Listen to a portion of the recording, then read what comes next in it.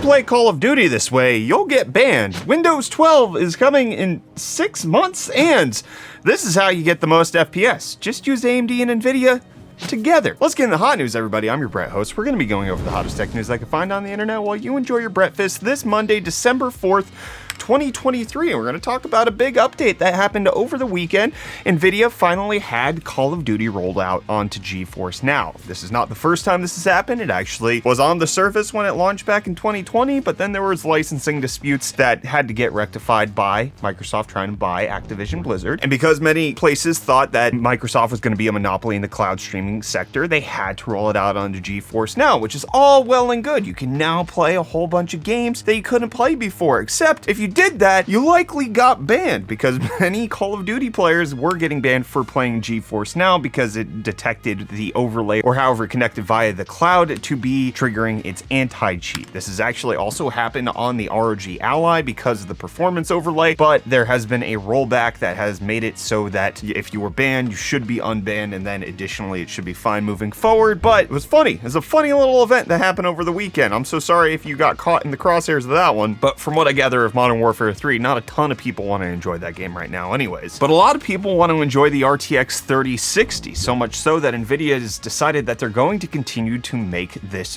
graphics card. A lot of people are enjoying it. However, one of the biggest problems with the 3060 is that it's just too expensive, especially when the 4060 came in at $299. Selling a 3060 for $289 doesn't make a whole lot of sense. So the reports are coming out that Nvidia is still going to be producing the RTX 3060 and is going to be making it so that AIB partners can drop the prices on their GPUs so that you can enjoy one of the best made GPUs that a lot of people enjoy for a cheaper price. Not quite clear when, if, how this price decrease will happen. What price does a 3060 need to be at in order for you to consider it? Let me know down below in the comments. I think if it's new, I would want it to be around $200, $199. I think that's a pipe dream, but I think that's a sensible price for it. And Rockstar found it sensible to announce Grand Theft Auto 6 teaser trailer is coming tomorrow at 9 a.m. Eastern, the exact same time that Hot News drops. I'm gonna pretty much guarantee that if we release Hot News at 9 a.m. Eastern, we're gonna have fewer views in the first hour because people are gonna be busy checking this out. And a lot of people decided to copy this Rockstar trailer announcement that's happening right there. People are very excited about it. It does kind of confirm the fact that this is likely in Vice City. There are some other leaks that kind of happened around this on the internet, like the fact that allegedly, and again, this is before any information is coming out from Rockstar officially, this should be launching in fall of 2024. So less than a year wait in order for you to get your hands on this game. It's supposed to be roughly twice the size of GTA 5. Again, take that with a grain of salt. We'll find out hopefully more tomorrow during the teaser trailer event. But also what's coming out tomorrow is Cyberpunk's 2.1 patch on the Ultimate Edition launch of the base game plus the Phantom Liberty expansion. CD Projekt Red announcing that they had an extra patch. They said that they were done after 2.0. Turns out that was a lie, just like it was that there was a metro station that you can enjoy and ride during the game. They lied about that initially, but now finally with this patch, it's been implemented. Additionally, they've reworked boss battles, including the final battle with Adam Smasher. He now has a Sandevis stand. Additionally, you can have a boombox outside of the car, and then that makes you wonder, why did that not exist in the first place? There's also reworked mechanics on the motorcycle, but it does seem like Cyberpunk is a more fully fleshed out game than it was before. And Microsoft seems to have a more fully fleshed out system for how they're going to be launching operating systems. You might remember that at one point on a previous CEO's watch, Microsoft said that Windows 10 was the last operating system they'd ever release. But then in October of 2021, we got Windows 11, and now according to some leaked reports, we're getting Windows 12 this coming June in 2024, less than 3 years since Windows 11 came out. And a lot of the reason for this is because all of the AI integration that Microsoft has been implementing as of late with Copilot and several other things. Additionally, Meteor Lake laptops are supposed to be prepared for this Windows 12. It's not quite clear if this leak should be substantiated, but it does appear to be that Microsoft is back on transitioning to giving us new operating systems on the regular and not just updating the same one for years and years and years. But for years and years and years is how long Reece is going to be bringing you deals, so let's have him do that for you. Yo, welcome back to UFD Deals, bringing the hottest tech deals out on the internet. I'm going to try my best to help you out with the whole December holiday gift shopping period, so I'll combine a couple of deals that I think work well together as a combo. Like today, we're starting off with this 50% off peripheral combo featuring a Logitech G203 wired gaming mouse for only $19.99, making it $20 off. But you can combine that with this Edge 60% 1 wireless mechanical keyboard with red switches for only $29.99, making $30 off. And together that makes one heck of a peripheral combo for someone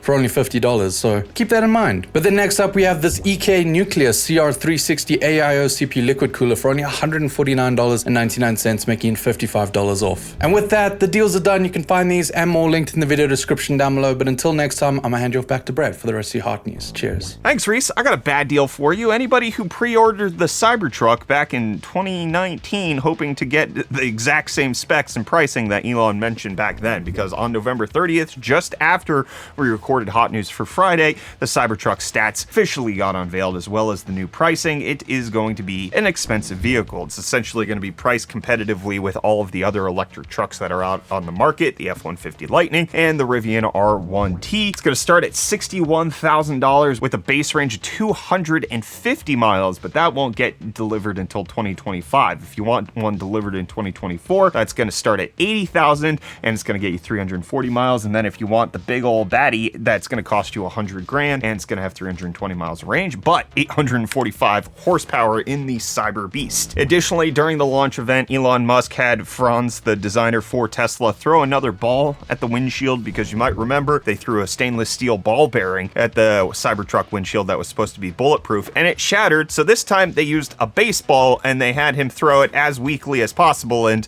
wouldn't you know it, the baseball bounced right off. But there are some specs to be admired, like the fact that it does have 11,000 pounds of towing capacity. But if you compare it back to the announced specs that Tesla said it was going to have, the tri-motor version was supposed to have a 500-mile range. Turns out that the most expensive one is only going to have 320 miles of range, and then have 440 with an asterisk, which we'll talk about in a second. Additionally, this vehicle is smaller by a few percentage points, which makes a lot of sense because it was kind of unwieldy and gangly to begin with. It does have higher cargo space. It does have more horsepower coming in 845 as opposed to 800, allegedly a faster 0 to 60 time, but has less towing capacity coming in at 11,000 pounds instead of 14, and it has a lower payload capacity coming in at 2,500 pounds instead of 3,500 pounds. And then additionally, it's costing nearly $40,000 more than it was at initial launch. Now, a lot of people have been saying this is due to inflation, which is partially true. It was never going to launch at $61,000, especially after all the economic stuff that's gone over the last few years, but it definitely should not have gone up $40,000 according to inflation. That is just a markup to keep it in line with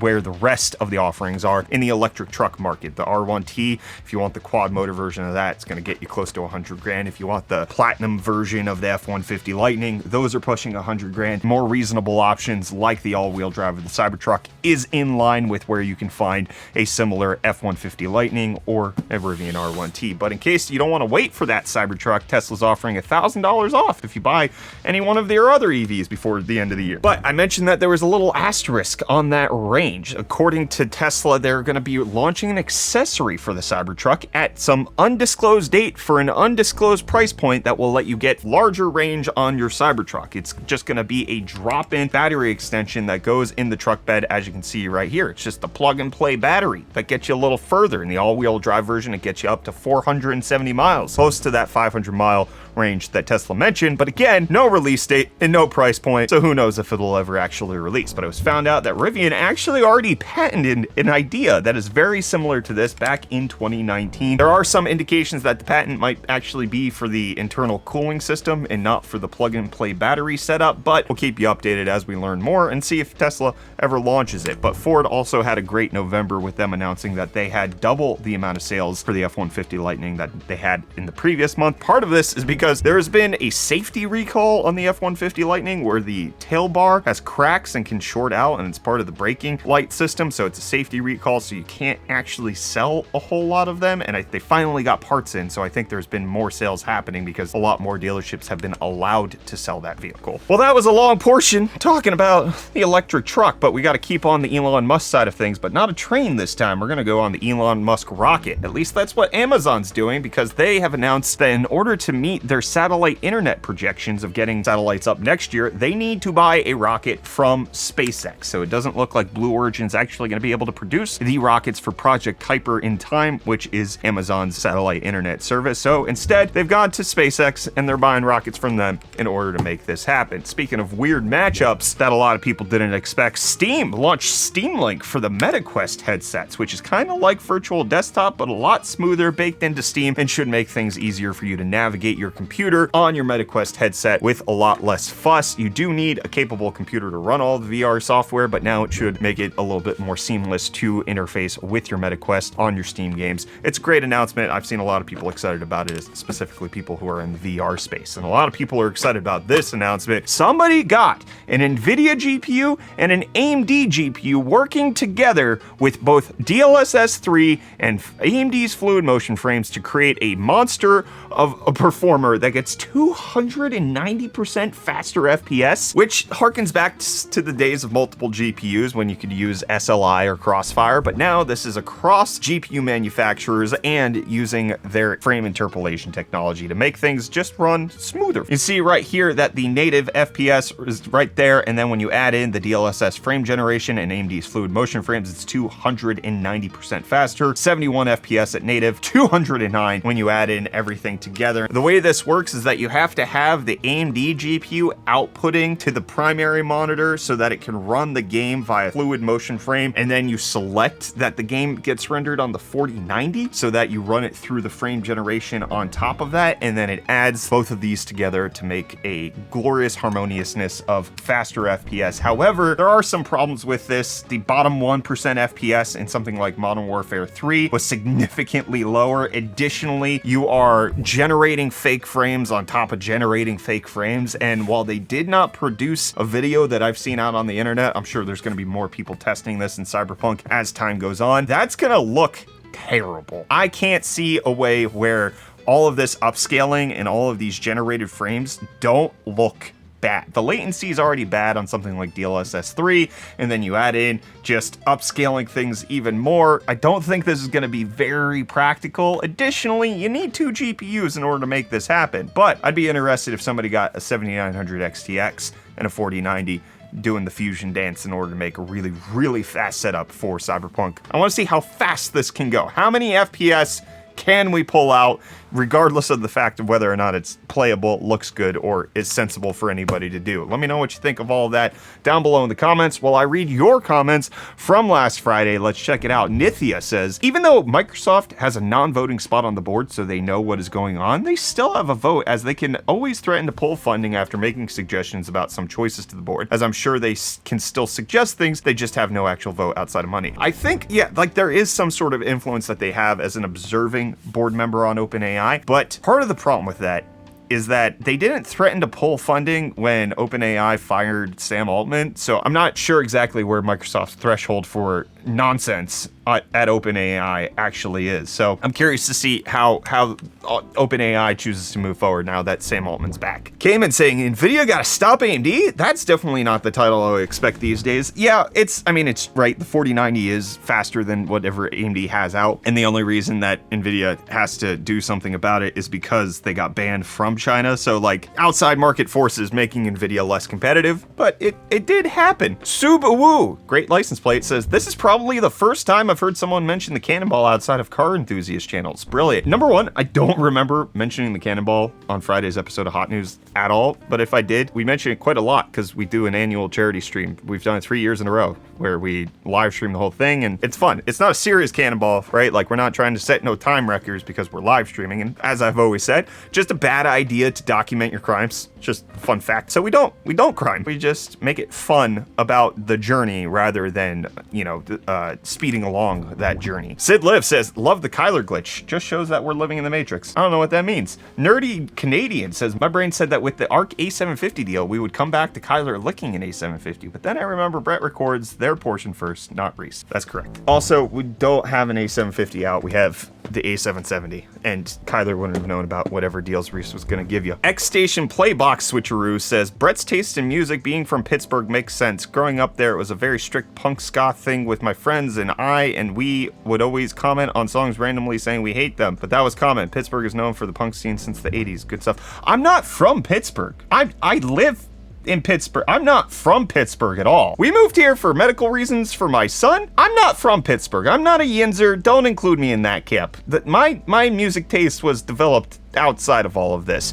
And then Farm Diddy said, Brett, be honest. Are you actually Kyler's dad? Like, did you just get started real early and not want to claim him, but now you have to? Don't keep us in suspense. Good stuff, guys. See you tomorrow for breakfast. You didn't see me tomorrow because we don't release weekend episodes of Hot News. And then number 2, I am not Kyler's dad, but I did get started real early. My oldest is like almost a teenager. I've got kids entering into high school at this point, which I know based on my period, I was an adult when I had. Anyways, I love my family. I'm gonna leave. This episode of Hot News is over. I'll be back here with more of the hot tech news tomorrow, my friends.